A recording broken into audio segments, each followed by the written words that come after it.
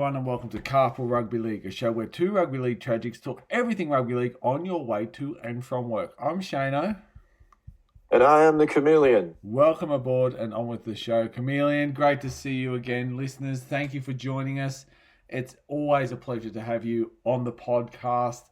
What a week of rugby league we've just seen. Week one of the finals has not disappointed, has it, Griff? It did not disappoint unless you are a Warriors That's fan right. or a Roosters fan. Very true. Maybe a Raiders fan. No, look, if you're a rugby league fan, That was great. just brilliant football, really. Yeah, it was amazing. And we talked about it last week. We were expecting that. we said, look, this is probably possibly the best weekend of NRL because you got 4 games that all mean a lot. You've got the best teams playing, and you've got to say the great majority of teams and players delivered. And it's, what can you say? Yeah, no, it was Brilliant. very, very good to watch. Look, it all kicked off on Friday with the Storm beating the Dogs 26-18. That was at Amy Park. The Warriors in Go Media Stadium were beaten 24-8. I want to give a shout out to Warriors fans because it was interesting some of the things I've read. I'm telling you now, Wes is building there. If you can, like, if he can be a 10 to 15 year coach at the Warriors, they'll be in a grand final one day. Like, it just looks like what he's building has so much promise. And I think, look, I take my hat off to the Warriors because I remember listening to Matthew Elliott talk about coaching the Warriors. And everyone since then has the same sort of thing to say, that they're a very difficult team to coach. They've got being from New Zealand, they've got their own culture. You have to buy into that. You have to buy into the community. When I look at this year for the Warriors and they're bowing out, I look at the people they've had at their ground, the volume of people, the sellouts, as well as the groundswell of support for this side, and how the coach has taken the team to the public and is happy to embrace the culture of the public and really buy into everything. If they can keep him and they can build a team around the nucleus of this side, I really think that in years, I don't think success. I know they made the 8, and I think injuries didn't help them, but yeah, I think they've got something to build on there. And Panthers, like we said, were too good for that one. 24-8. Sharks beat the Roosters 20-10. The Roosters' tenure comes to an end. I think they've overachieved this year. Personally, I think the Roosters have had a cracking season. Marky Mark being the absolute standout of the season for them. I think, like, Coach Robinson is one of the best in the league, and I think that I was talking to a young Roosters fan just the other day, and he said if we can keep this going, very much felt like they could be there or thereabouts next year, and with what they've shown this year, they've got outside backs. That just a phenomenal. Toya, Marky Mark, they're two people. One of them, one a Origin player, one probably will play Origin. Absolute standout team coming up for them, but they were done by the Sharks, and hats off to the Sharks. I don't think we gave them a lot of love, and I don't think anyone else but Sharks fans gave them a lot of love. We're going to talk a bit about Shark Park later. But, in front of not many fans, 20-10. And in what I thought was one of the best games I've seen in a long time. It was grand final worthy, this game. The Raiders 28 got done by the Broncos 29. GIO Stadium in what was then extra time, went into Golden Point. A lot of people say that maybe the Raiders clutched defeat out of the jaws of victory. It had everything, this game. It was just a seesawing series of events. Griffo, before I ask you who caught your eye, what's 2 or 3 takeaways from the 4 games we saw this week? All right. Well,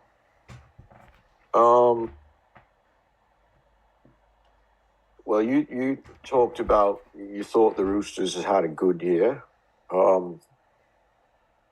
Before the season started, we sort of pegged them as just making the 8. So, they've had a decent year, but they were looking pretty horrible. And then they came good. And we talked about it last week. They'd have 2 or 3 really good performances and then throw in one pretty ordinary one. And unfortunately, they threw in their ordinary one last week. I thought they should have won that game. And, they really made too many mistakes. On the flip side, Nico came out, and not just him, but others have came out and said, that no one respects them, etc., etc. That's the Sharks. Well, correct. And he's probably, look, he's got a point. But, yes. But there's a reason, and that is there is. Yeah. That they haven't earned that respect yet. If they can come up with a win over the Raiders this week, that will change. But the reality is, over the last, they've been really consistent, making finals and but then sort of not going too far. Last year, I know they made the prelim, and they went out in a whimper, really, against the Panthers. They were horrible that night. Penrith were poor, decided to play well for 10 minutes, and that was enough to win. So, Nico is right, but the only ones that can turn that around are the Sharks themselves. So, But they were good last week. They were good, but the Roosters were poor. So the Roosters would be disappointed the way that their season ended, because I really thought they could have been a threat if they had have maintained the form that we had seen. They started well. Marky Mark got a really good try, but they couldn't go on with it.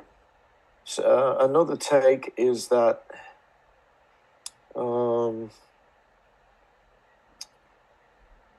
really don't know who's going to win the comp. I'm with you. Yeah.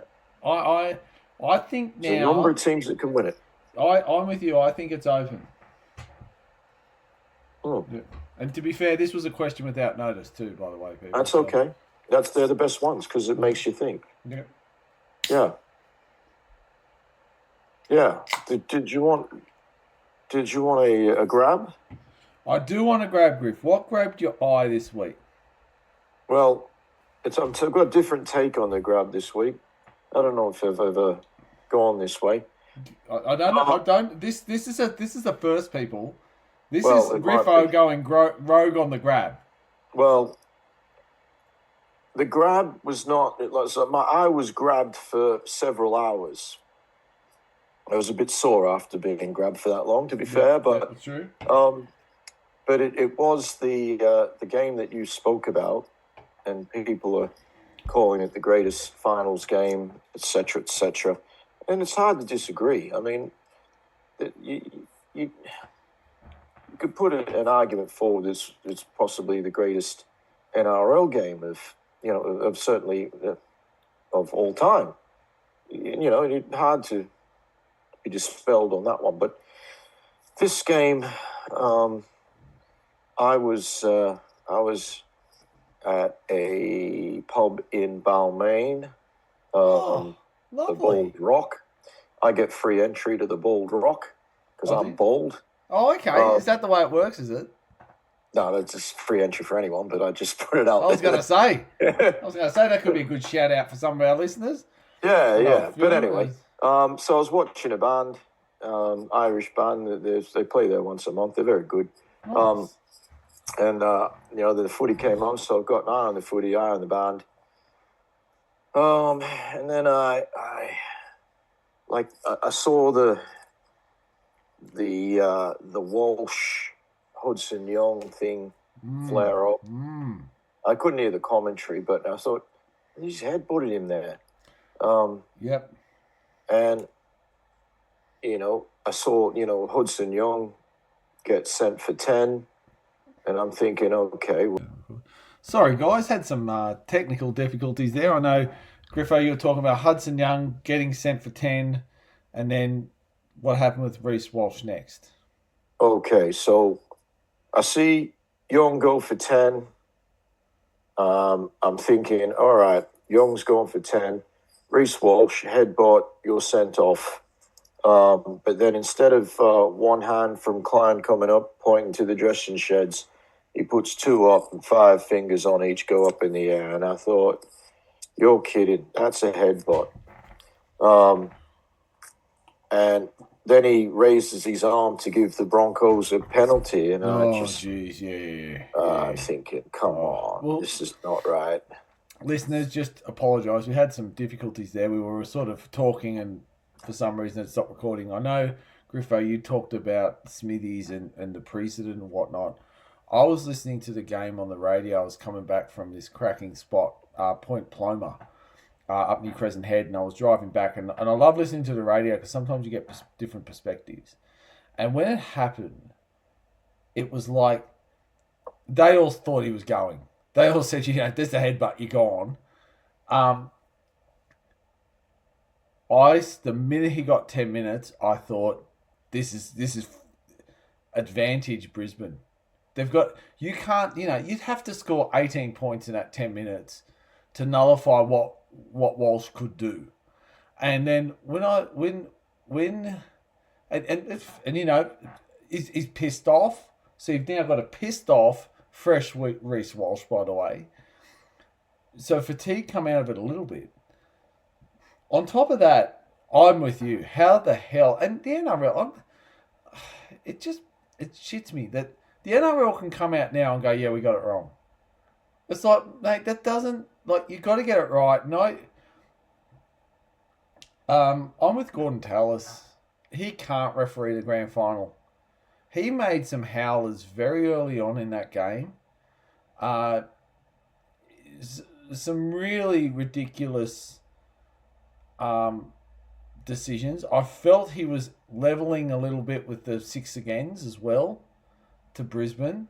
I hate the leveller. I think it's I think actually Klein cannot be the grand final referee. I was lucky enough to get home to watch the last sort of 15 minutes of the game. They're moving into it. But yeah, Griff, and I'm with you. That as far as a grab goes, that's yeah, I get that as the grab because that was a pivotal moment that just changed the game. And any other referee in any other situation, I'm afraid he would have been gone. Well, I'm not so sure. Yeah, based on what I alluded to earlier, I would have sent him off, but it's since come out that Morgan Smithies earlier in the year headbutt didn't even get sin bin, but didn't cop a suspension. The Saifiti Dolphin apparently also headbutt, no suspension. Yeah. Now, I think that is wrong on all 3 cases. A headbutt should be a send-off. It should be a suspension. And now, it always has been. Because, I don't want to be too dramatic, but that's saying to everyone who watches the game, and more importantly to those who play the game at any level, that, okay, I can do a headbutt, and I'm not going to get sent off. I'm not going to get suspended because Reece Walsh did it. Can I tried toilet water, and I didn't get sick either. Can I because Reece Walsh did it. Can I play devil's advocate here? You're in the next week in the finals. You're up by 10. You're in a bit of interchange trouble. Why not headbutt someone? I'm an outside bat. I might be a second rower. I'm not a playmaker. I could do exactly what Reece Walsh did, get my 10 minutes break, as long as the guys tie in and do the defensive work. I'll get a 10-minute break. That's what got me with the 10 minutes. I went, this guy's going to come back fresh as a daisy, and he's going to reap havoc because everyone else out there is fatigued. Yeah. And you know what? I've got this theory. When a player of importance goes off for 10, right? It only affects their attack. It rarely affects their defense. Because teams have such good defensive structures now that if a fullback goes off, and I know the Raiders scored while he's off, but what they do is they just camp in their own end. They give you 10 meters. They set the line. You have to go through them or around them, right? That's why they do short kickoffs now. Short line dropouts, sorry. I think when a playmaker goes off for 10, if you can weather the storm, you've got a guy coming back that's absolutely fit as. I remember watching, I'm pretty sure it's Latrell gets sent for 10. And when he came back, it was like he's had a break. And I just think that for a headbutt, we've got to start getting a bit more real about this. Anyway, we're going on about too long. Let's all right. I'll just extend. I agree. Okay, so that's 100%. That's bad, Reece. Oh, good Reece. I know. Now we've got good Reece. What an electric moment. And I know it sounds like we rubbished him. We rubbished the situation. We rubbished the headbutt. Yeah, the situation. The play that came after that was sublime, wasn't it? Oh, look, I criticize him, and I don't particularly like him, but I've got to say that he is an amazing footballer. Ball in hand, he's scintillating. I won't say he's unstoppable, but he's pretty close to it when he says, right, when he takes control of the game. The guy kicked 2 40-20s. That's amazing. He's doing it all for the Broncos. He's not a lone hand, mind you, but it's sort of almost like that year that Para made the grand final on the back of Jared Hayne. Yeah. It's similar that Walsh is just putting the team on his back and leading from the front, and he's fabulous. So I'm watching, Broncos, after the Raiders got to 28-12, and I'm thinking, they're going to win this game. Then the winger drops the ball. I think the Broncos score in that set of 6. And then pretty soon later, they score again. And then I had to leave because I was going to drive to church. By the time I got from the pub to my car, turned the radio on, they're in again. And then they level it up. So I'm driving along. They're into, they've gone through extra time. They're into Golden Point, and I had to go. So I didn't know the score. Then I get a message on WhatsApp from one of my mates sort of saying, the way things have worked out could suit the Panthers. So I'm thinking, Broncos must have won. And I get home and I watch that last passage of play, for the last maybe 15 or so. I see, obviously, and I knew Canberra celebrated after 80 minutes, looked like they'd won. They're jumping up and down, using energy. Sorry guys, we've got a penalty because Hosking collected the leg of, I think it was Reece Walsh, who was attempting a field goal. What did you think of the penalty? No, it's fair. I can't Yeah, argue. I'm with you. Yeah. But yeah, this new rule where if you're taking a field goal attempt, that you get the penalty 10 meters out. Well, can I add to that? The rule that everyone's talking about is new. It's not new. This rule's actually been around for a while. The problem's this: if you go for a field goal, and you've been a result of foul play, you get the kick 10 meters out. A lot of people say it's where the ball lands. It's not where the ball lands. It's 10 meters out. Well, not from a field goal attempt, but if it was a normal kick, yes, it's where the ball lands. That's right. So field goal attempts are 10 meter out. I remember a very hostile game on Good Friday where Adam Reynolds' legs were taken out, and this was the penalty. James Graham, I think. James Graham did it. My problem is this: the Adam Reynolds one, he literally dove to tackle the feet. This one, he clipped the leg. Yeah. Now, the problem is you don't know where the line in the sand is drawn. You have to penalise it, because if you don't penalise it, they'll push and push and push. Yeah. I have no problem with that penalty. You know what? I think if we're going to start giving a penalty for this kind of thing, the penalty can be from the point of the kick. Yeah. You know what I mean? You know what I mean? Like, yeah. If we're gonna give a penalty because someone touched the leg, like incidentally, I can headbutt someone. Yeah. You know, it's. I think. So I'm not blaming the Broncos here. No, 100%. I'm not. I'm not either.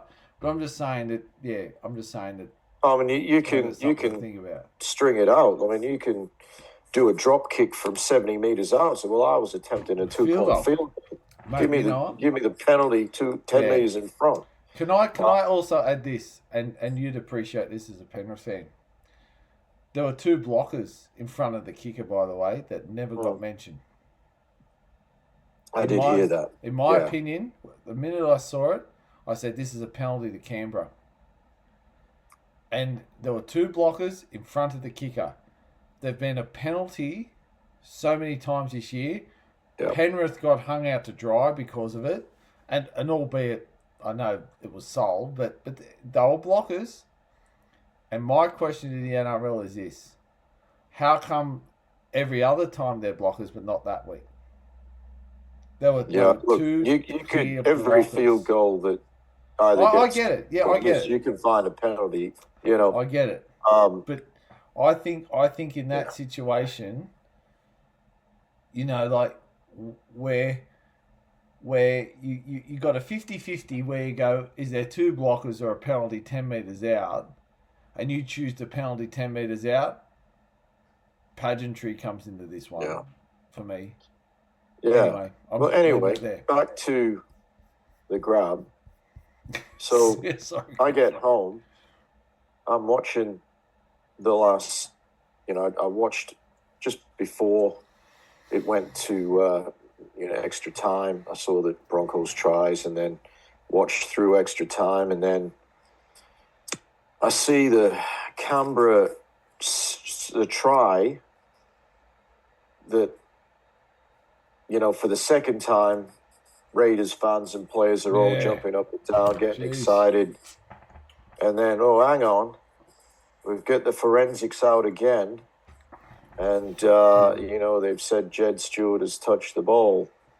And I thought, here we go. I know, Again, it was ruled try. The video ref was, he wasn't worried about not being conclusive. He said Stewart touched it. I can't disagree, but whether it was conclusive, I'm not sure. But, and then, we see Canberra in a position to win the game rather than heading towards the post. Hudson Young goes across field. So, Fogarty couldn't get the kick in. And Fogarty missed a sitter, actually, a conversion earlier, but and it wouldn't have went to that point. But Yeah. And then Paddy throws a pass that gets intercepted, and Canberra don't get the points. But, Ben Hunt, to his credit, didn't have the best game, but when it counted, he got the point. So, I mean, it was just an amazing game for so many reasons. So much controversy. And obviously the Canberra Raiders, and we'll talk about this week's game shortly, but whether they can come back after what they went through mentally last week, it's going to be that's the big question. But yeah, great game. It'll be talked about as long as, the game is played, really, that game. And people will talk about Reece Walsh as being the guy who delivered the Broncos a win when they were basically they look like they're on life support. I heard somewhere where when the Raiders led 28-12, the Broncos were something like $81 to win the game because it wasn't long to go. But as we know, got turned around. Yeah. So well done, Broncos. Yeah, I agree. They yeah. I thought as the game went into the first extra time, no disrespect to whoever's left, but if this was the grand final in a few weeks' time, I wouldn't be upset. You know what I mean? Like if this was if this kind of thing played out again, it could be cracking. But there's a few teams that would want to have a say in that. And let's talk about them. GIO Stadium at Canberra. Now, guys, before you sit down on Friday night and get your Brevragino and think, I'm going to watch some football, I'm going to tell you now, it's a Saturday, Sunday this year, okay? Saturday game, Sunday game, which I'm not disappointed in because I think 4:05 dry, afternoon Sunday football, the game we got this week, well, that's cherry ripe. How ripe that is. Anyway, we've got one before that. That's Saturday, 7:50, GIO Stadium in Canberra. We see the Canberra Raiders taking on the Cronulla Sutherland Sharks. I suppose all the ins are more down the line for both teams. I'm just going to look at one in though. They're all on the extended bench reserves. Yeah, it's going to be a cracking game. I thought KO Weeks last week had. Yeah, I thought his running game was absolutely phenomenal. The kicking game of people like Hudson Young throwing it in there. I'm going to put it out there. I think Hudson Young, and we might do. Maybe we'll do this next week, Griff. We might do a team of the year where we each pick our team of the year. Are we talking just from the earlier rounds, or? I think we pick the best team we could. So what we do is we pick 1 to 17 players that we think have been the best this year. Well, should we do that after the grand final, or maybe after the grand final we could, because there's a few games left. But I think I'm looking at Hudson Young, and he's my second rower. Okay. I love the guy. I do that. And Corey Horsburgh last week I thought played phenomenally. On the Sharks side though, I think if you went back, and I want to say it's around 2019. We spoke We spoke about this guy on Carpool Rugby League, and he played a trial game, and I said, this guy has something. Blake Brayley, captain for the Sharks. I thought he was very good last week, and I think he tightens up the middle for the Sharks team. We've got a side in the Raiders who think that who build on attack, who go, we're just going to score points and we'll see how we go from there. I think the Sharks are different. They build on defense and they try and create defense because they know sometimes their attack isn't clicking. Nico Hines last week did click well. I thought Will Kennedy was very good in the back.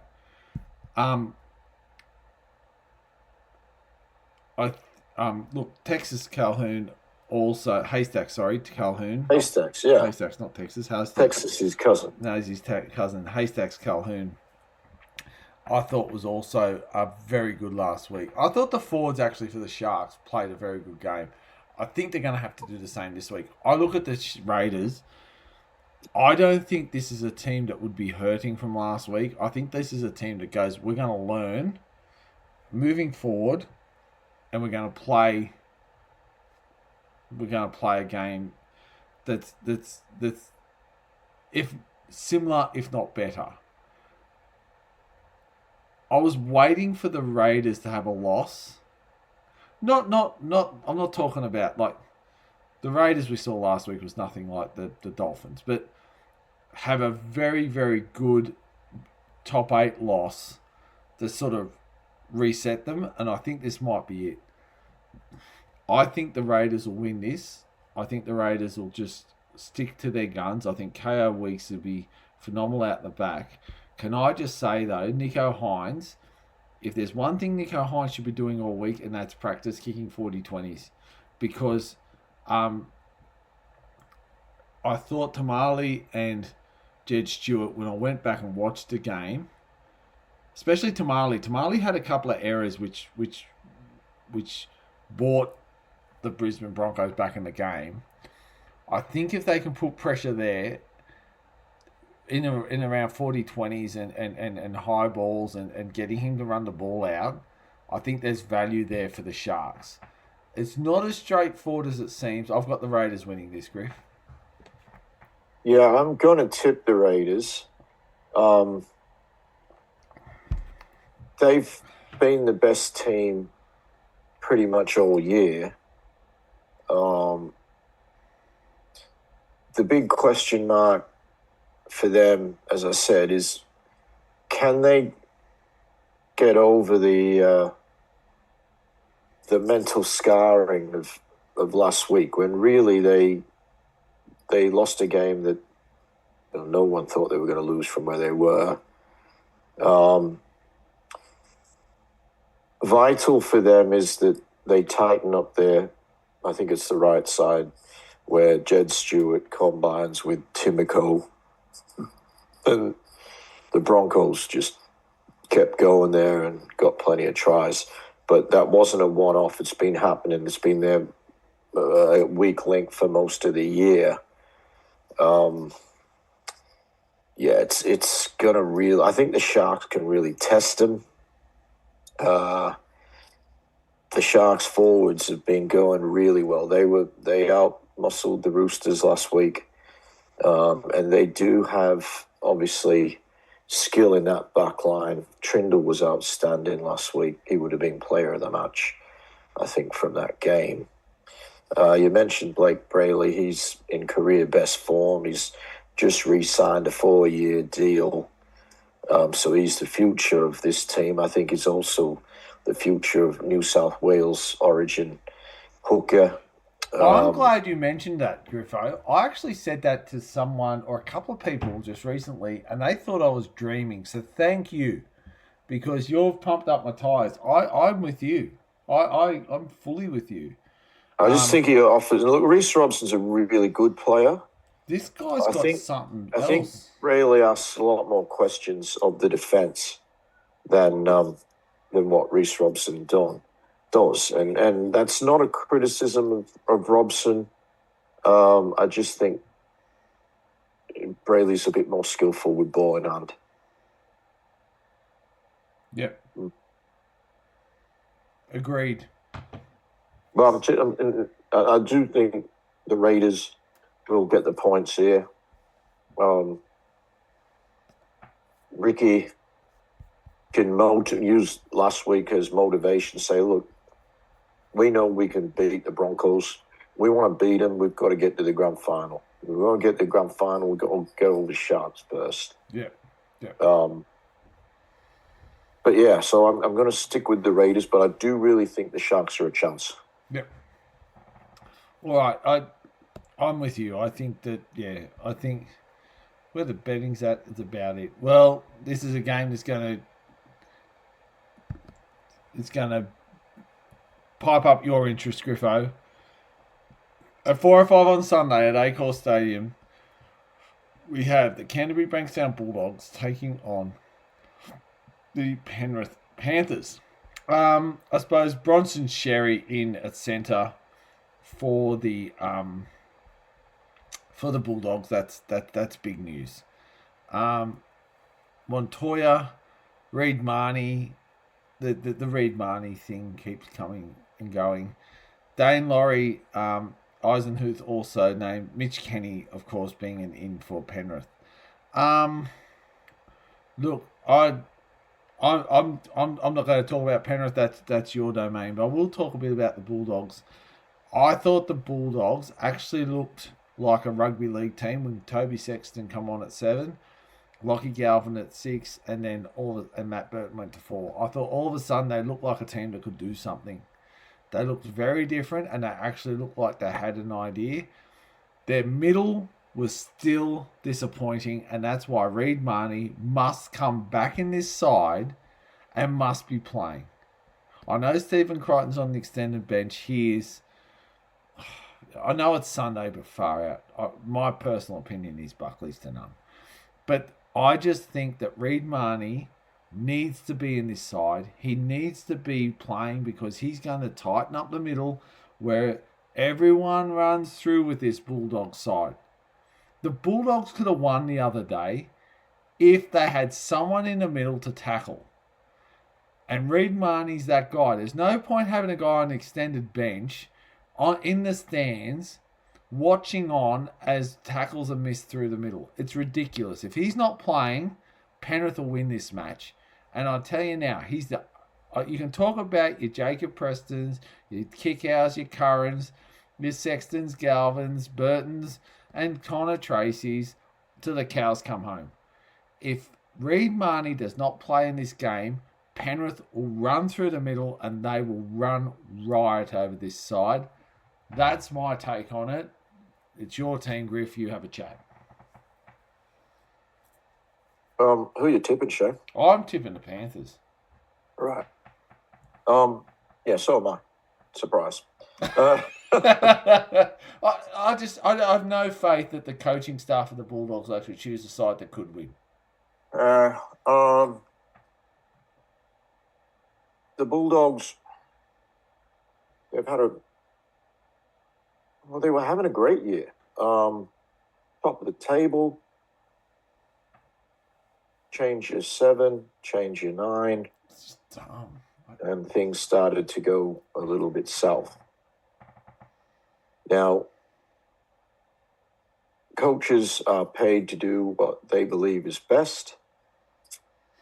And Serraldo obviously felt that what he was getting out of Sexton and then a little later down the track, Reid Marnie wasn't what he wanted and he thought he had better. Well, I've got to say that I don't know that he did have better because their performances didn't improve. In fact, they went backwards. Saying that, I always thought Marnie was going to come back in for this game with some of the injuries they had. I would be surprised if Marnie doesn't start because that's where he's at his best. He's not sort of an impact, like a dynamic sort of hooker, but he's a guy that would get them on the front foot. He's going to get under the skin of some of the Panthers, or try to. And he's a very good hooker. I think he's a better hooker than Bailey Hayward is at this point in their career. Now, Bailey Hayward's a young guy. He might become a very good hooker in the future, but he's not at the moment. He's a good utility player.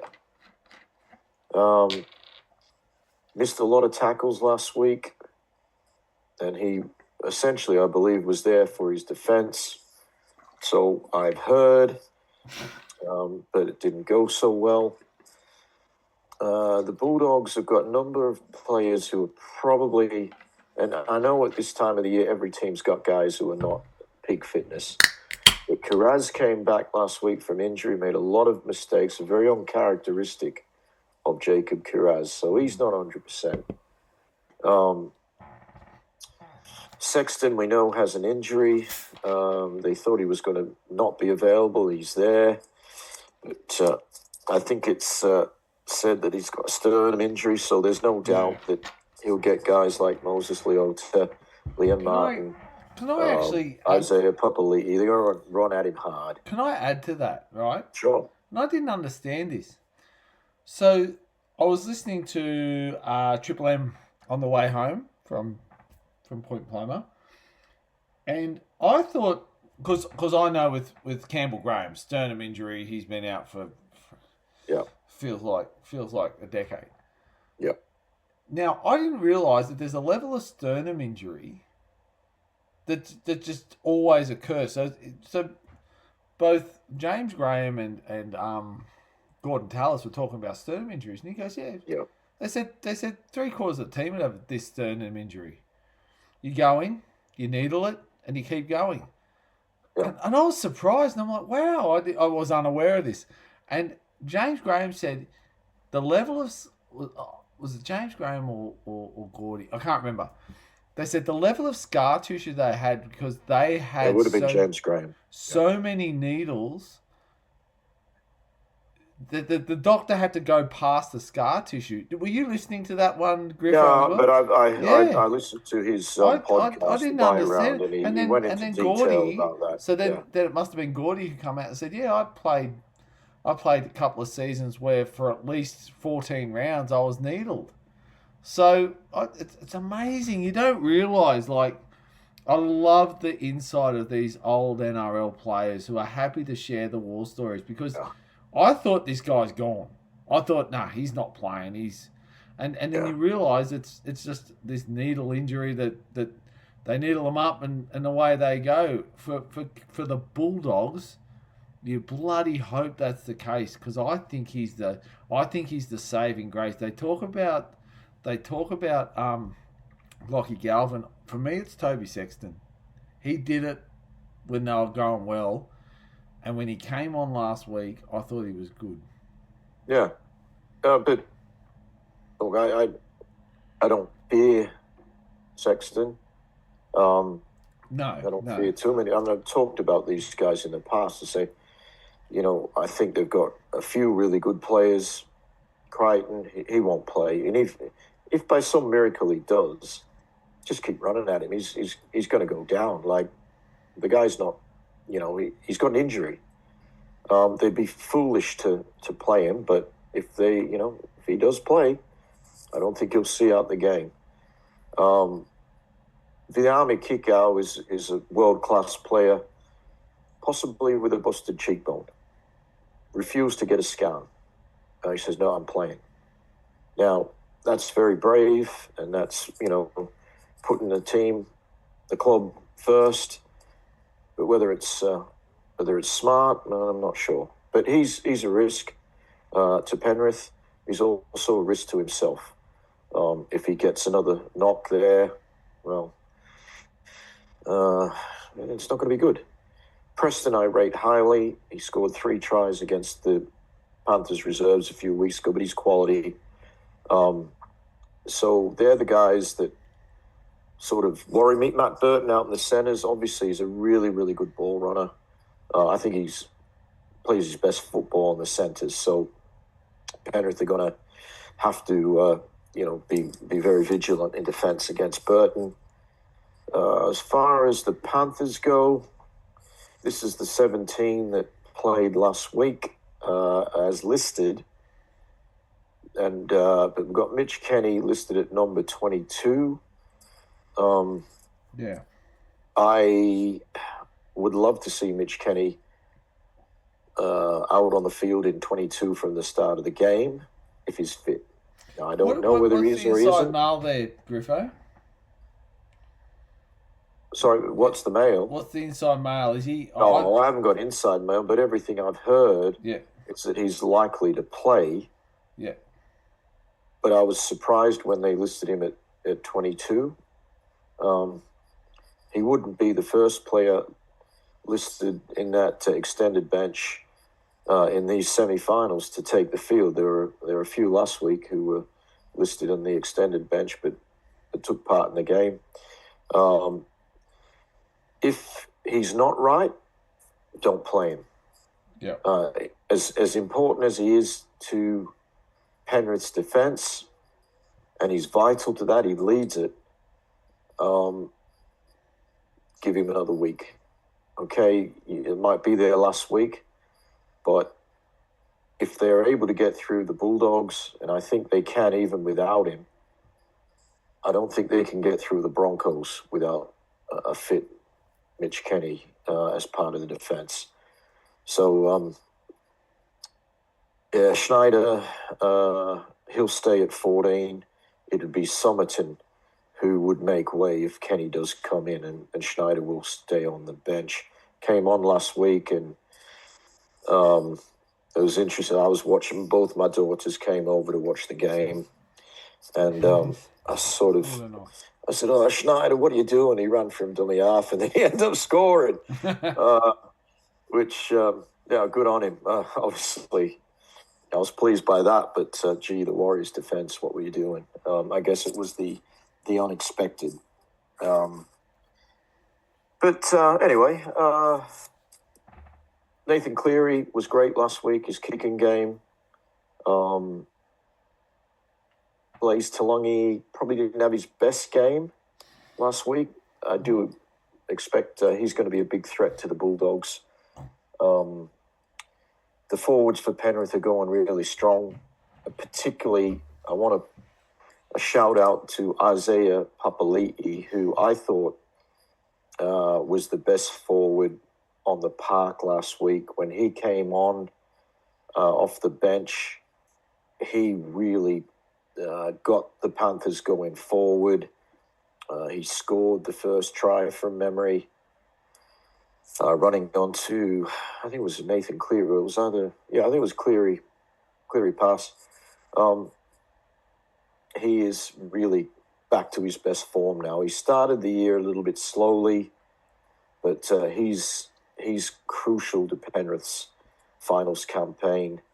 Garner didn't get on till late, but he was very, very good and played a big role in the miracle try. Yes, it was a forward pass. I'm not going to lie. It probably went half a metre forward, but it was definitely forward. But we've seen plenty of forward passes, tries scored from them. But yeah, I think, again, Dylan Edwards last week, a good game overall, but again, a mistake or two. He seems to not have his confidence at the moment. So I am certain that Matt Burton, along with the other kickers, but particularly Burton, is going to be testing him out with the high ball, and with, probably 60-odd thousand Bulldogs fans making a lot of noise. The pressure is well and truly going to be on Dylan Edwards, particularly if he drops one early. Yeah. That could be a key to the Bulldogs' success. If they're going to win the game, I think the high ball is going to have to play a role. But for mine, Penrith, Nathan Cleary is the best player on the field, and I think he will lead Penrith to victory. Yeah, I think so too. Well, guys, we started this podcast a bit later tonight, and with 2 games done and dusted, we may leave it there. Griffo, any closing thoughts on this week, Rugby League in general? Well, it's been a week where we're in well and truly into the finals, but the headlines are not about the games. It's the off-field stuff that, unfortunately, is dominating all the media, print media, TV media, radio media, and it's a little bit sad, actually. A guy who now plays for your club had his day in court today. Yep. Pleaded not guilty. Yep. I'm a big fan of Brandon Smith. I listened to him. Well, not for the last couple of weeks, but before that, he's a regular with James Graham on the Buy Round podcast, and provides a very different point of view usually to the standard stuff you hear. So I got a soft spot for him, but if he's done the wrong thing, then unfortunately he's just got to cop it. And I don't know whether he did the wrong thing or not. It's before the courts, but what I've heard, as of this afternoon, the Roosters, who had advised Victor Radley's manager to see if he can get another contract, they have handed, I'm not sure if you're aware of this, Shane, or not, but they have given him a $30,000 fine, which is to be paid to St. Vincent's Hospital. Yep. And have suspended him for 10 weeks. Yep. With no pay. Yep. So the post that someone I know who's not a Bunnies fan goes, Victor Radley to South next year, ? Which I wasn't happy with. It was it's fair, but fair call. It'd be a bad look for South. 100% it would be. I think that these kind of things, I don't think many good players bounce back from. I would question whether he would bounce back from this.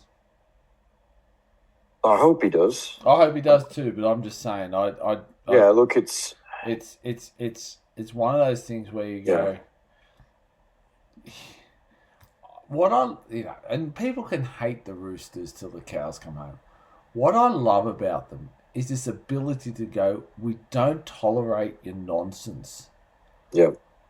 And this is what we're delivering. And if you don't like it, go. Go away. No one here is bigger than the club. No one here is that good. Take your bags and tell your story walking. I know Canberra copped a lot of flack back in the day for doing this because they said, "Oh, look at all the players they just let." Yeah, Todd Carney was one. But I've got to love the fact that there are a couple of others as well. And I know Todd Carney went to the Roosters, but the Roosters did tell him to go. I think that in this instance, I got to take my hat off because they have done something that I reckon many NRL clubs wouldn't have done.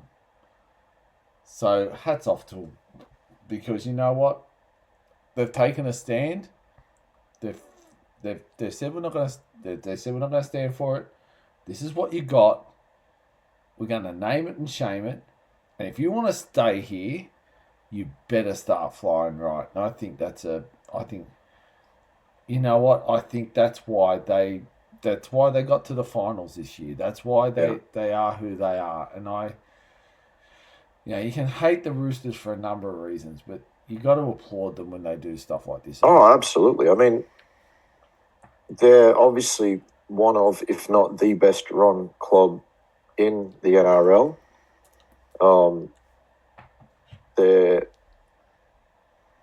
They used to, back in the day, be just sort of known as a transit lounge. People didn't really take the club too seriously.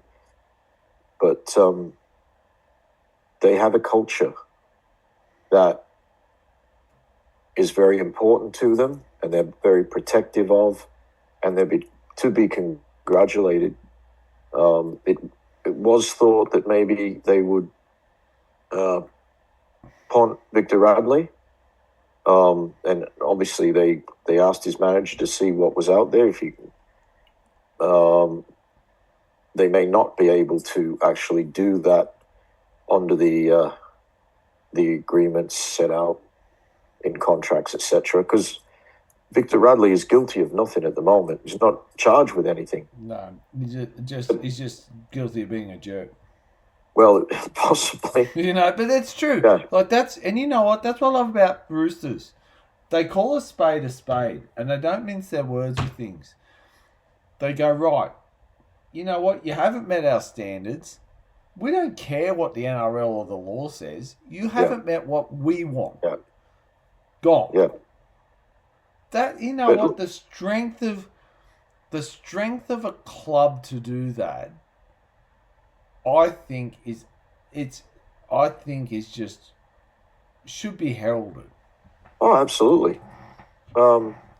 Victor Radley accepted the club, fining him and suspending 10 games. That's massive.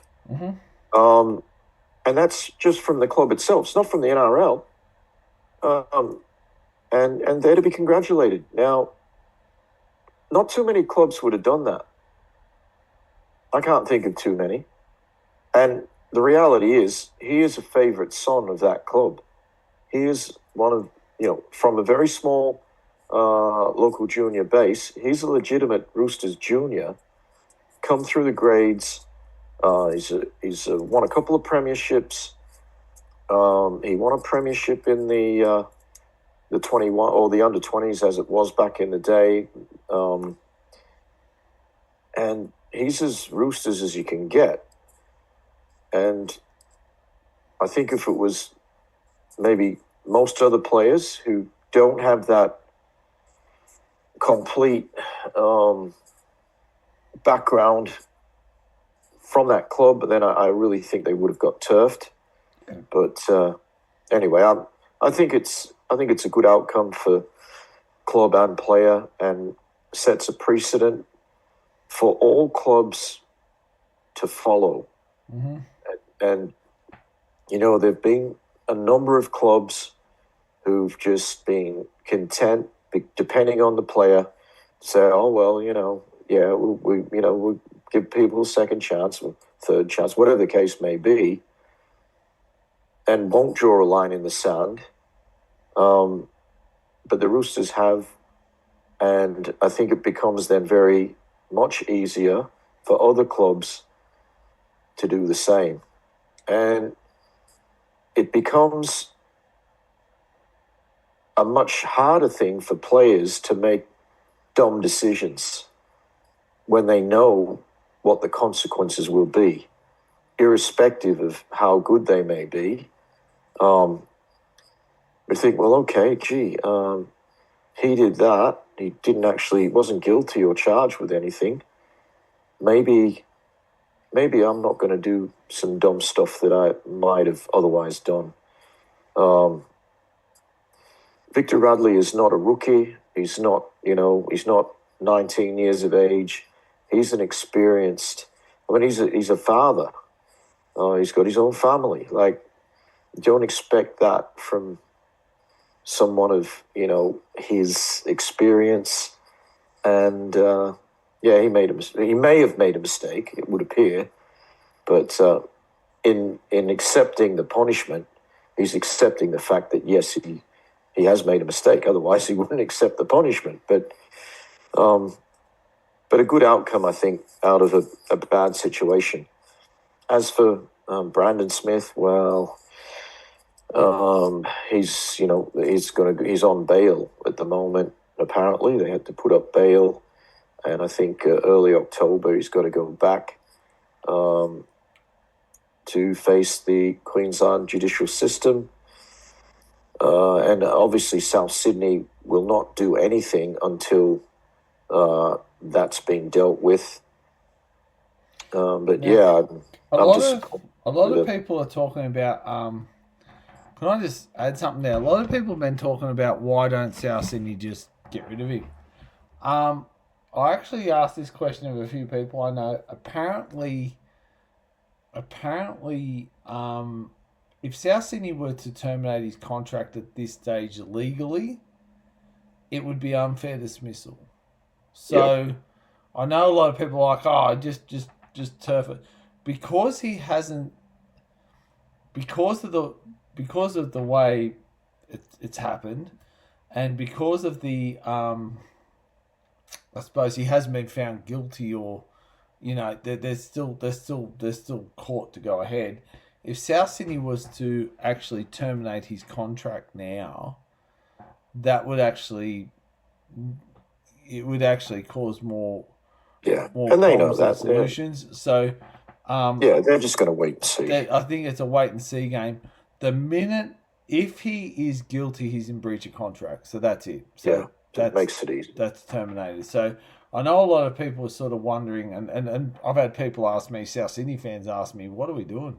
And in doing a bit of digging around, it's basically that, they need a bit more information. They need a bit more of what the courts decide before that gets made, before a decision there is made. Also, under terms of contract, rugby league clubs, and this is every rugby league player who plays rugby league, if a problem arises, must be given the option of counselling and whatnot. So that's also another reason why you can't instantly dismiss someone from the NRL anymore. Yeah. So, yeah. Cool. Griffo, thanks for the chat. Thank you. And listeners, thank you, listeners. Hope you enjoy this week's worth of rugby league. It's Saturday, Sunday. Just remember that. They're two cracking games. This is do or die football now, and in do or die football, anything can happen. The best and can get bought out, and sometimes the worst. Thanks for listening. Hope you love the football that's on this weekend, and guys, enjoy Sunday 4:05. I look, no doubt it's going to be a packed house, but I just think if we can embrace, I shall be there. Griffo, I wouldn't have expected anything less. But if we could also embrace it, watching it on telly and whatnot, I think it's. Can I just say, I think this is a good move. I think a Sunday game really is a good move for the NRL. That's just my opinion. For what it's worth, thank you everyone. Thank you, Griffo, for being here, and have a good week, everyone. See you next week.